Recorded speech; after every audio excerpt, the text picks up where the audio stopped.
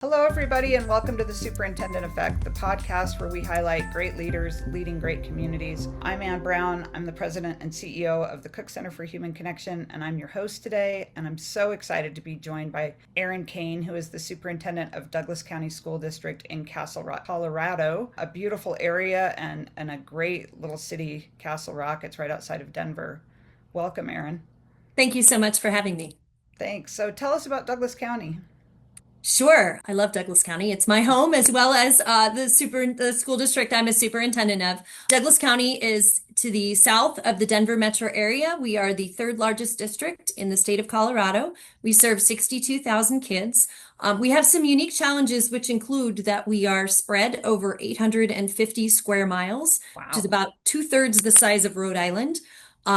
So we have declining enrollment as well as new construction.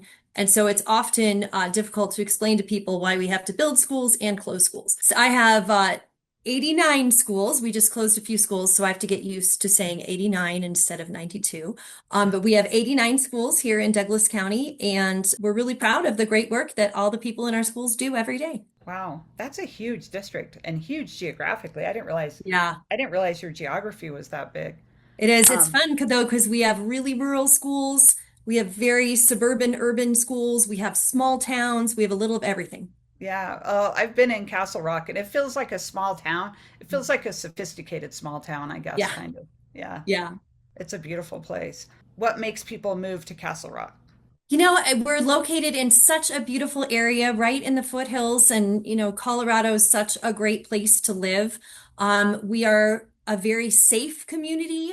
We get some of the highest safety ratings, and our schools are number one in the Denver metro area. And so our schools do a fantastic job educating kids. One of the things we're proud of as a district is as part of our public school system, we offer a wide variety of choices for families. So they're really able to come here and find the best fit for their family and for their students. It's a very, very popular place for young families to move. And we want to keep it that way. So that's why we're constantly doing, balancing this tightrope of building new schools where the children are and consolidating schools in our aging community. We do cover multiple towns. You mentioned Castle Rock, but we also cover Parker and Lone Tree, Highlands Ranch, and the little town of Larkspur, little town of Sedalia, and a very rural community out in Cherry Valley. So it's just a wide variety of communities and a wide variety of areas. Wow. From where you are, what's the furthest out that you have a school? Probably like 20 or 30 miles, huh? Yeah, yeah. Cherry Valley is definitely, it's a little tiny school. We have 52 kids in Cherry Valley. We could never consolidate it because there's no school, anywhere in that Yeah. area. But I visited recently and I was talking to the 52 kids about why they love Cherry Valley. And this little guy raises his hand and he says, "Well, Mrs. Kane, city folk just don't understand us." Oh, Okay. and They have a little garden that goes on the back of a horse cart, and the kids take turns having their horse come pick up the garden. They take care of the garden for the weekend. It's great. wow, I know. that's cool. That would be cool. Very different world from suburbia, which is what the majority of my district is. Yeah. Yeah. And is that a K-12 is out there? Are you serving K-12 kids or do the older K-6. kids come in? The So the older older kids come kids. in. Yeah, Okay. K-6. And they need to, right? Because I'm sure you've got some wonderful career pathways and things Yeah. like that. So they need to be able to take advantage of all the great classes and education Absolutely. that you Yeah, have in the that's bigger been one of schools. our big focuses is making sure that every student in our district, no matter whether they're in a brand new community or an existing community or way out there, have access to the same great opportunities that all of our kids do. Well, tell me a little bit about you. What's your path to the superintendency? Sure. I have a very unusual path to superintendency. Superintendent was never a goal of mine, was never on my bingo card, as they say. My degrees are actually in engineering. So I have a computer science degree in applied mathematics engineering from the University of Colorado. I spent about a decade in the high-tech industry. I loved it. I loved every minute of it. I did what today we would call data science. Hmm. And it was a great, great career. And then I had three children, and when number three was born, the wheels came off at home. And something had to give. So my husband and I made the difficult decision for me to start staying at home. And so I stayed at home for a short time with my three children. They were 4 and under. So Wow. I had my hands full. And as my youngest was getting ready to go into kindergarten, I started looking around at schools in our community. My husband and I both have engineering degrees, and at the time, and still, we felt really strongly that kids need to be exposed to STEM, especially girls, in an elementary school setting. Like it has to start there.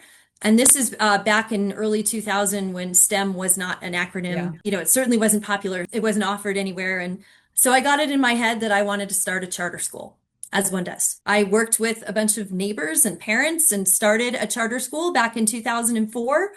We opened in a little tiny strip mall with 390 kids in That's a lot of kids. 2000. I know, yeah, it was a lot for first year. And I never meant to run it. I went back to engineering, but eventually the leader left and the board asked me if I would be willing to step in temporarily. That turned into 16 years, 3,000 kids and 3 campuses later. And then when our district was imploding back in 2016, and story of my life, I was asked if I would be willing to step in as interim superintendent just for a few minutes while they figured it out. And I ended up doing that for 2 years. And I love our school district. I always have.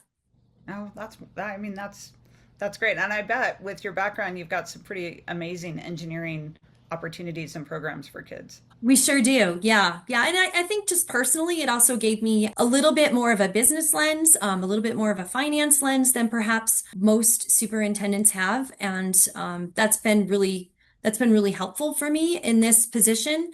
It also gave me a little more of a CEO lens than perhaps many superintendents are able to have. So all of those things were incredibly helpful for me, as was running a charter school system. Going Yeah. from running a charter school system to this position, it's very, very similar. Yeah. Oh, I bet. I bet. Yeah. So as we kind of march into this area of AI, how does Yeah. AI fit into your district right now? Yeah, we're in the process of systematizing, rolling out AI throughout our district. Our district, everyone in our district, and as a system, we've been dabbling in AI for years, but it's very complicated and it moves so fast that it took us a minute to figure out the best way to systematize it. Personally, I think the possibilities are absolutely endless. This is the best time to be in education. We now have tools that can help us do our jobs more efficiently and faster, that can help teachers do a lot of the administrivia so that they can spend more time actually focused on children. It can help us personalize Yeah. lessons for children. The possibilities for multi-language learners and students with special needs are unbelievable. The personal tutoring that can be built in. There's so many possibilities.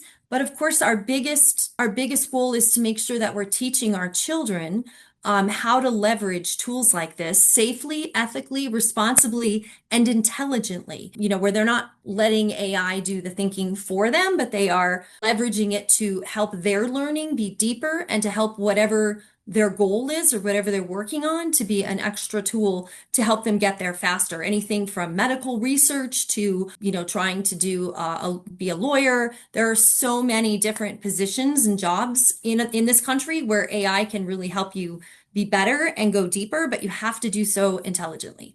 Right. And you sort of have to have the foundation so that then you know what's Yeah. right and wrong as you go forward.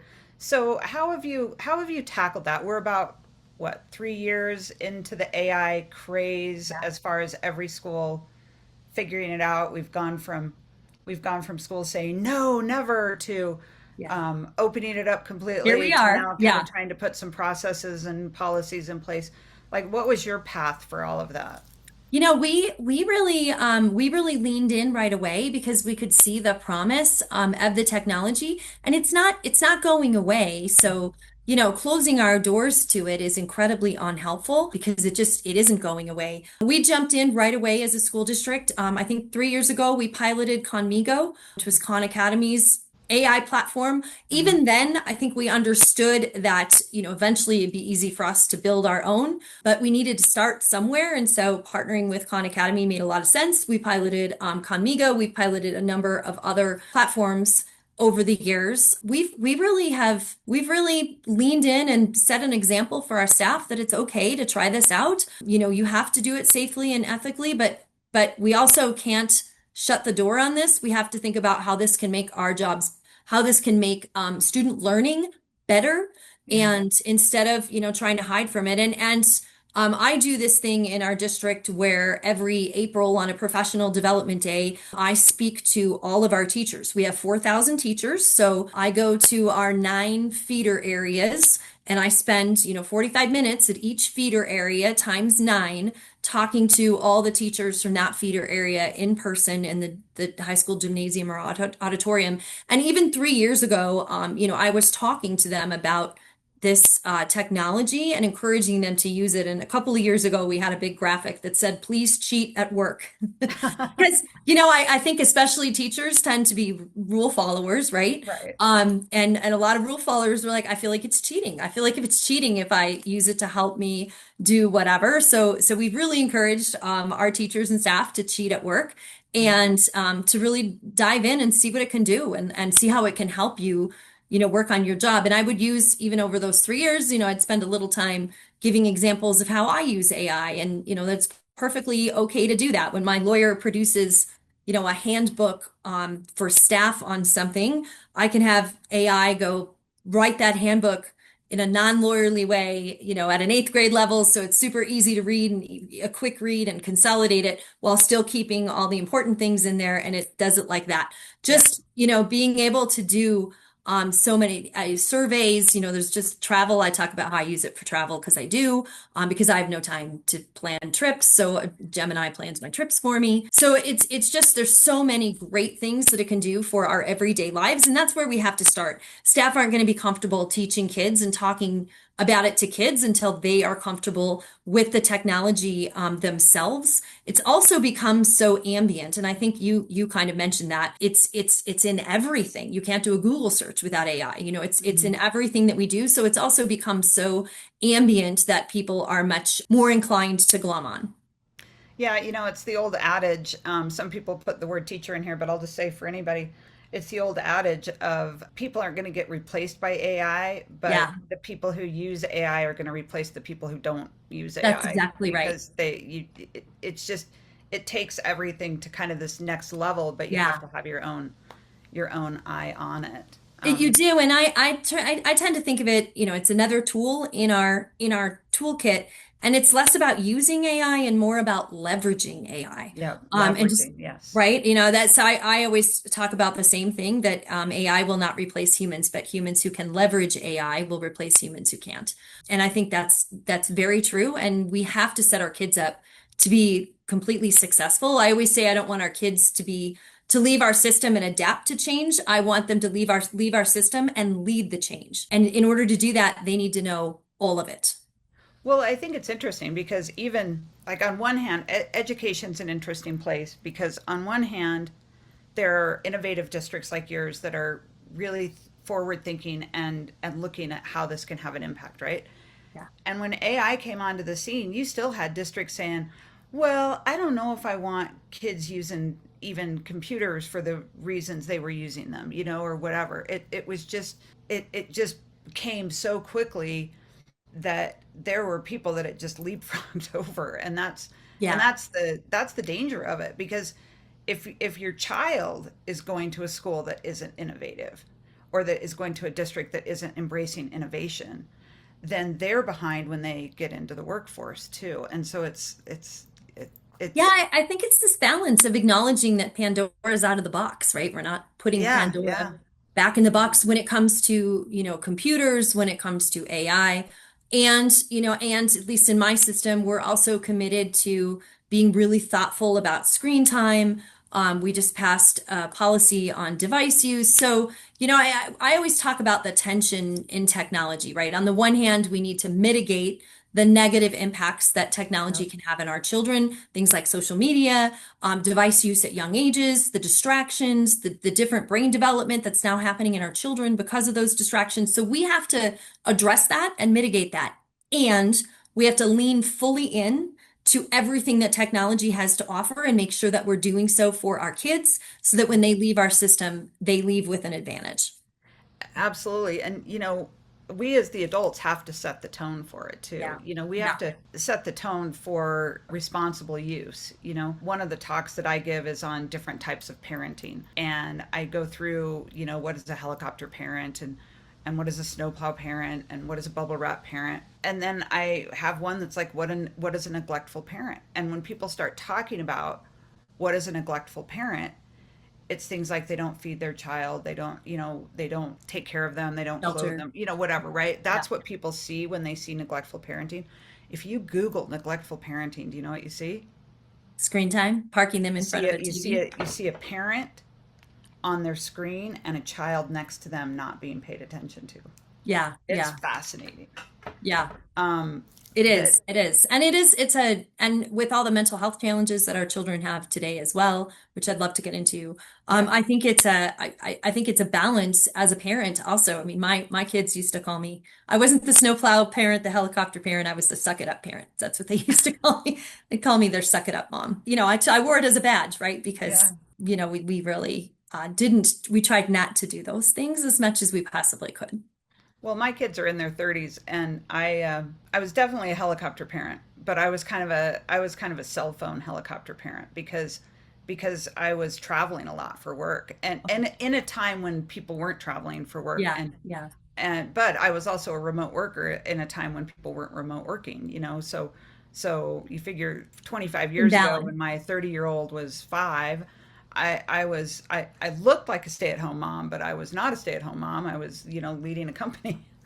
And I did a lot of cell phone parenting, but luckily they're both functioning members of society. So Yeah. I've done okay, but Yeah, yeah. We can only do the um best we can. That's true for yeah. all of us. So I know one of the ways that you became familiar with Cook Center was through Super Courageous, going to Deloitte. And tell me about that experience and how that helped you as a leader or your other leaders. It was great for me, but one of the things I did is I took two of my cabinet members.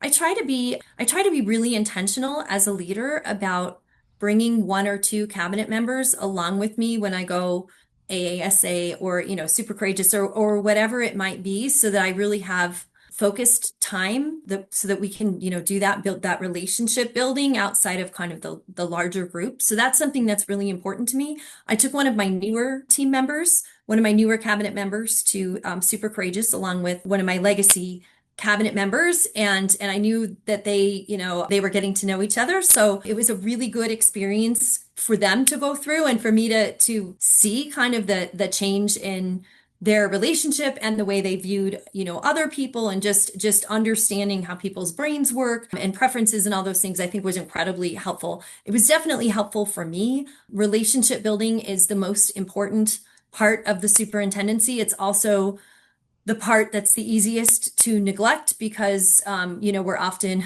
talk about screen time, right? We're often stuck in our offices trying to play whack-a-mole. I always say superintendency is like whack-a-mole with your left hand and chess with your right hand, and we'd much rather be playing chess, but That's a great analogy, it honestly. is, right? But during the school year, you're doing a little bit of both and trying to balance that. So relationship building is so important. And I think that for me, Super Courageous really validated that relationship building is the most important thing you can do, and gives a lot of great strategies on how to do that based on people's preferences. Yeah, one of the things that really stood out for me, the business chemistry, and it wasn't like I had taken personality tests before, so I wasn't surprised by who I was.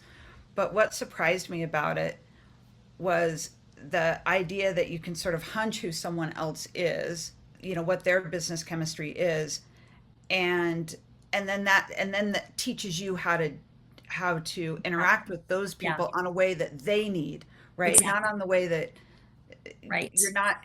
It makes it so much about like you understand yourself, but you use that understanding to be able to help and support and lead other people. And Absolutely. I love that Absolutely. part of it. I've been asked in interviews before, what is your leadership style? And my answer is always, it doesn't matter because it's not about me. I try to be the leader that each of my individual cabinet members need. And if that's the leader who sits and goes through an agenda and checks the boxes and makes sure we, covered everything, then I'm there. And if that means I need to be the leader who just talks through things and we just need to listen and talk through things, and then that individual leaves feeling like they got what they need, then I'm ready to be that leader. It's not about me. It never is. It's not about us. It has to be about the people we lead. Yeah, absolutely. And it also gave me value for the people that can sometimes drive you crazy because you see Why? that like you're on the opposite ends, Yeah. but then it also gave me such value for those on my on my exec team who would be considered my cabinet, right? But it gave me value for the people who are on the opposite end that like might have been the people that I was like, oh, they're always the one that are doing this, right? Yeah. That's because it's opposite of what I want, how I would do things. But the value in that is that if everyone, there's so many different ways to say it, but I am not the detail person. I am the visionary person. Yeah. And if Yeah. everybody in the world is a visionary and nobody's saying, Nothing well, gets hey, done. man, what about this? What about that? Yeah. Right? Yeah. That's not going to work from an organization perspective. And I think it was going to Super Courageous that was the first time that I went, oh, I need those people, right? Like instead of being annoyed by somebody, I was able to really show that I was really able to understand how badly I needed those people in my life. So For sure. For sure. Yeah, that it's was a super great thing helpful. for me. And just quickly for for people that don't know what Super Courageous is, Deloitte, yeah, Deloitte, the big tax organization and the big consulting organization, has made a huge commitment to education where they provide their same leadership training that you would get to if you were a Fortune 500 CEO or something like that, but they provide that same training to educators at no cost to the educator, at no cost, there's no cost from Deloitte, there's no cost from Cook Center, but they So do great. that. We all do that because a strong leader in every building and a strong leader leading our districts enhances our community, student achievement, just everything. So I just love that Deloitte has opened their doors to education in such a huge way and allowed us to come along for the ride too and help out with that. So anyway, any It was a superintendent great out there that wants to experience. A go to huge, Deloitte, yeah. huge shout out to Deloitte. It was a great experience. Yeah, it really is. I love it. Well, what's keeping you up at night? Well, probably similar things to what are keeping most superintendents up at night. Funding is always keeping us up Mhm. at night. Certainly in Colorado, I think we are ranked 42nd in the nation as far as funding education. So funding is always a big challenge for us, and making sure that we're able to keep pace with inflation when we're paying our educators and our staff. So those things are all challenging. At the moment, we have about $15 million to cut due to Oof. slightly declining enrollment. In balance, we're even-ish, but we do have some cuts we need to make over the next couple of years. So that's a big challenge. We'll handle it, but it's a big challenge. One of the things that just keeps me up at night is safety of our schools, and we have. I mean, I have the most amazing safety and security director. His name is Johnny Grusing. He's a former FBI agent. He was on 2020 and all the shows. I encourage people to look him up. So I'm really proud of what we do in Douglas County for safety and our partnerships with our law enforcement partners and our school resource officers.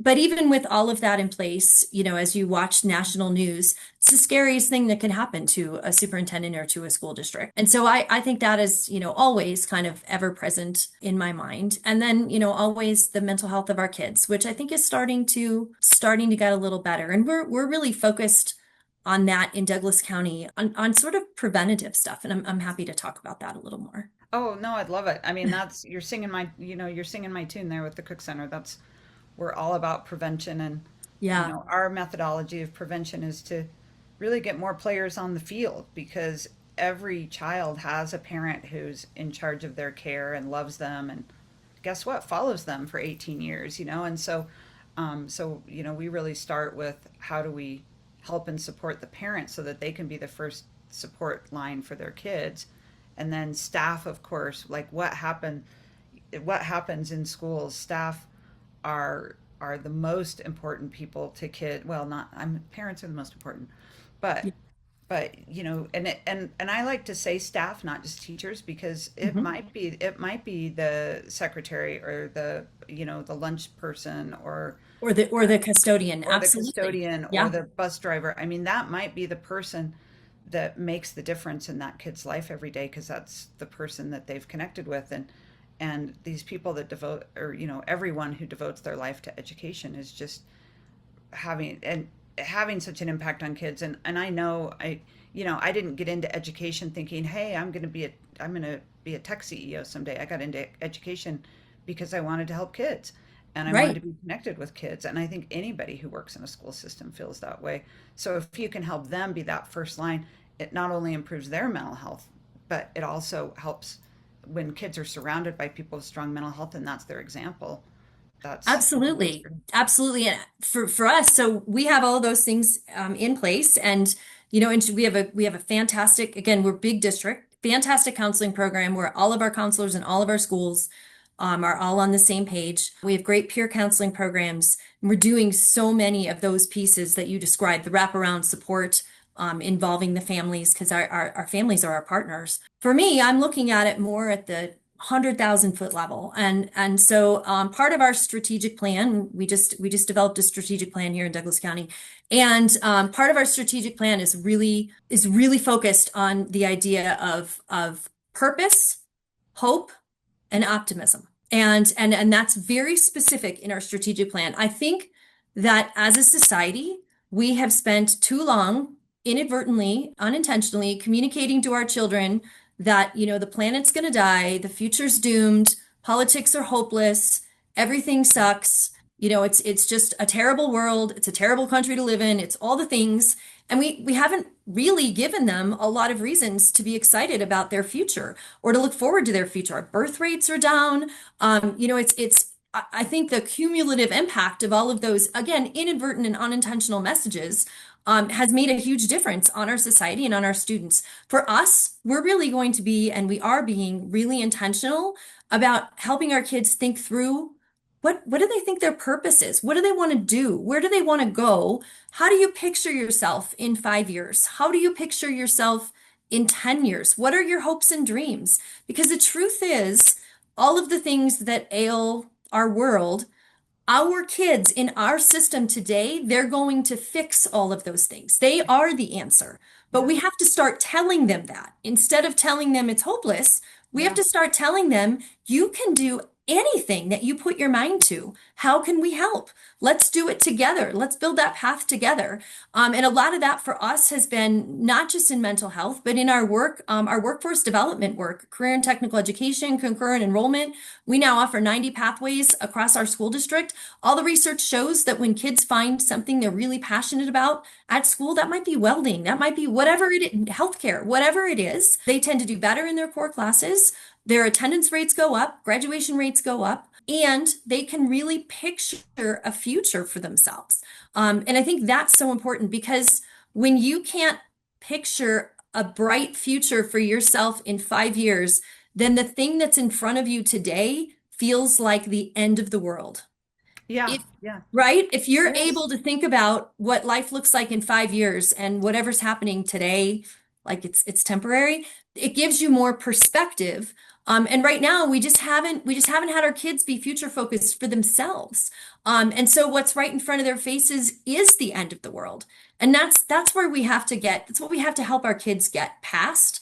And when I talk to adults about this, because we struggle with what's in front of us today too, right? And when I talk to adults about this, I say, before you get upset, I call it climbing up a tree. Before you climb up a tree, picture yourself 2 weeks from now. Picture yourself a month from now. Will this matter? Will whatever this is, will it matter a month from now? If the answer is no, then climbing up that tree is not worth your energy, right? So don't do it. If we closed schools in Douglas County. That was incredibly hard. It was hard to do as a superintendent. And I had to keep telling myself, a year from now, this is going to be the outcome is going to be great, better opportunities for students. People aren't going to hate me. Like, I just have to picture myself a year from now because the only way forward is through. And helping our kids understand that if we can help them picture a month from now, a year from now, 5 years from now, 10 years from now, then we can help them be able to move past this without so much outside intervention, which they're not going to have their whole lives. No, I mean what you're saying, and to climb a tree, I love that. My statement for that is come apart. Like are Yeah. you gonna have a come apart over this because of this? But I love climbing a tree. And you're right. Kids, we teach them about graduation, and I think everybody. I mean, so many superintendents that I talk to, I always go back. Someone in one of my early podcasts said the three E's, and it's employment, enrollment, or education, right? So that the kids have chosen what's their Yeah. what's what's their E going to be? Employment, education, or enrollment, or in And to enlistment, give not in them the knowledge and the enlistment. reality that they can change their mind, Yeah, sure. You can change right? your I mind, mean, but 90 pathways in yeah, career, I mean, I that's amazing because that's incredible. the other thing is kids can't see these careers. I probably couldn't name 90 careers, and that's amazing that kids have an opportunity to test out, five of those in their time in When they're not school or paying for whatever when college. they're not paying for college. For Yeah. sure. And what makes us unique, in addition to that, is we have partnerships with 5 higher education institutions. So every single one of those pathways results in transcripted college credit from an institution, whether it's a community college or a university. We have partnerships with all of them. So if you're let's say you're interested in welding and you work on welding and you get a welding certificate and you have transcripted college credit in welding, you can take that welding certificate and go work at 18 years old and make $90,000 a year. You can do that. Wow. Or you can use it towards your electrical engineering degree or your mechanical engineering degree and get a head start in college. It's the idea of having them leave high school with currency that they can use later towards a career or towards going to college. That's really what our program is kind of built on. And I mentioned earlier that we want to make sure every student has every opportunity. Of course, I can't offer 90 pathways in all of my high schools, right?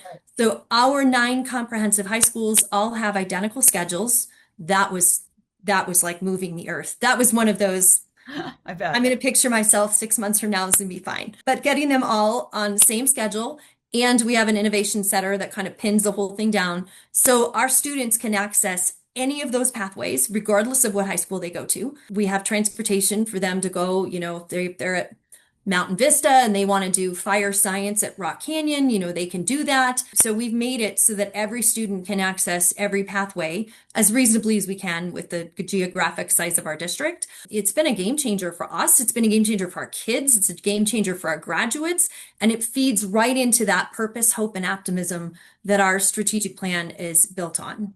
Wow. Erin, I mean, seriously, amazing work. One of my standard questions is, what are you most proud of as a superintendent? And I don't know if that's it or not, but that's something to be really proud of. So Thank you. I if you want to, actually, my answer to that would be culture and climate. oh, That's what I'm good. most proud of. Isn't that Yeah. interesting? That's not, yeah. I mean, I'm very proud of the pathways. The work we've done in the last 4 years has been amazing. Our academics have gone up from mediocre to top in the state, top in the metro area. Very proud of that. Our turnover is now the lowest in the metro area. Very proud of that. But at the end of the day, none of those things are possible if you don't have your staff and if they're not happy and they don't get up and want to go to work every single day. So my focus from the day I started as the permanent superintendent 4 years ago was culture and climate for my staff, taking care of people. Because if you take care of the people who take care of the children will thrive. And they Yep. have. All of those Yep. other things are a direct result of culture and climate in our school district, of everyone feeling like they're in a place where they love to work, where they love to be, where they're proud of their district. Just it's so important to build that sense of family. We have 7,600 employees, and yet we still feel like, or it feels like a Yeah. really big family. And that matters. That matters because nothing else is possible if you can't get that piece in a really great place. And that is actually the work that I am most proud of. I mean, when you have hope and optimism as three of your core tenants, I'm sure that just runs through everything, and that is what builds good culture. It We does. we do a lot of work with Arthur Brooks around happiness, and I just as soon as you said the word optimism, it just like it actually gave me tingles because that's not something. Not You to don't say hear that that all commonly. superintendents aren't Yeah. optimistic. That's not to say that, but optimism as a core tenant is great, and hope as a core Oh, tenant. I there's love been it. some recent research out of Australia that hope is actually the most powerful emotion, more than happiness, more than anger, more than anything. It is the most powerful, positive emotion that there is. There's some great research behind it, and I think that that's something really important for us to leverage because we're never going to get our arms around the mental health crisis that our children are having until we do that. Well, and I think hope has gotten kind of a raw deal over the last, I don't know, even before the pandemic a little bit. It Sure, was like sure. people were like, hope. Well, if you're hope, you're not doing it. And so having, knowing that, and then saying what you're saying about, what does 5 years from now look like? What does 5 months from now look like? And helping people have that optimistic view of what can happen, or that positive view about what can happen. Man, I want to come work for you. Uh, We so when we you're, I mentioned I do that PD day uh, every April and I go see everyone in person.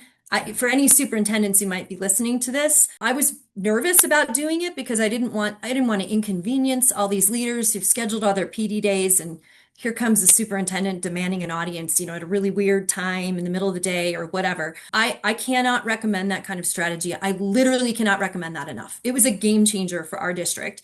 They see me in person, so I'm no longer just some talking head in an office who's, whatever. I mean, they see me in person and they feel like they know me, and that really matters. And I'm also really authentic.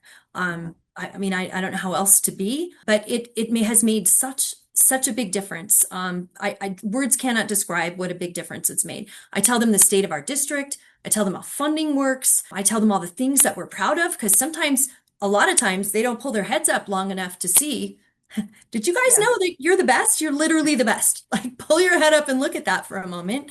And so yeah. it just gives them a little bit of time to have a lot of pride in what they're doing, because it isn't me that made us number one, right? It's our incredible educators, our incredible school leaders who are doing the work, every single day. And they just need a moment to stop and sit with me at the 100,000-foot level and look at what you've done and Look at feel what really you've proud of that done. work. Yeah, look what you've done. So I can't recommend that kind of strategy enough. It's such a small thing, but it's such a big thing. It's great. Well, And it's just on a funny side. Sometimes I'll go into a classroom with a young teacher and she'll be like, "We're all talking about your shoes," which, listen, as an older gal, I'm like, "Oh, I love that." shoes But are really it's just important when you get older. Yeah. but it's just those kind of things that,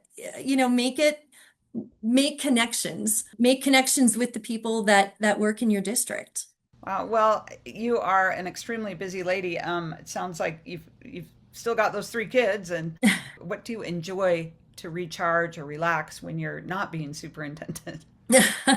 My three kids are grown up. They're in various stages of launched. You look too Um, young to have them all grown up. Turns out it's complicated, right? They're all in their 20s, believe it or not, early to mid 20s. And so it's been easier in that way, that we're kind of quasi empty nest. So my husband and I like to travel, and we travel a lot. He used to go to the Middle East for work all the time when the kids were little, so he's accumulated a lifetime supply of miles to everywhere. So we go travel, and it is a good way. That's really the only way I can fully unplug. If Yeah. I'm literally on a time zone where day is night, then I will turn it over to someone else and be like, "Okay, you're not going to hear from me for 2 weeks." And that's really nice, and it's a great way for us to recharge. I will say, though, the other thing is, my husband is amazing.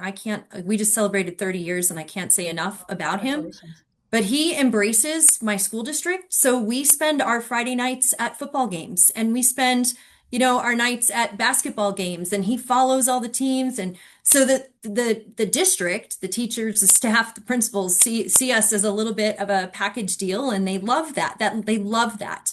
And we love it because we get to spend time together and enjoy ourselves. And I'm able to be a superintendent. So it's just it's a great combination. I think the person who is your partner matters so much in having this job be fulfilling. Absolutely. Absolutely. Well, they couldn't be luckier than to have you as their strong leader building the strong community. Oh, you're very kind. And I'm just so happy that I got to spend time and talk to you today. And I can't wait to come visit or sit down and have a Anytime. coffee with you in person or something. It was really a pleasure today. So thank you. Thank you so much for having me. I really appreciate it, and it was fun. I love talking about all these topics.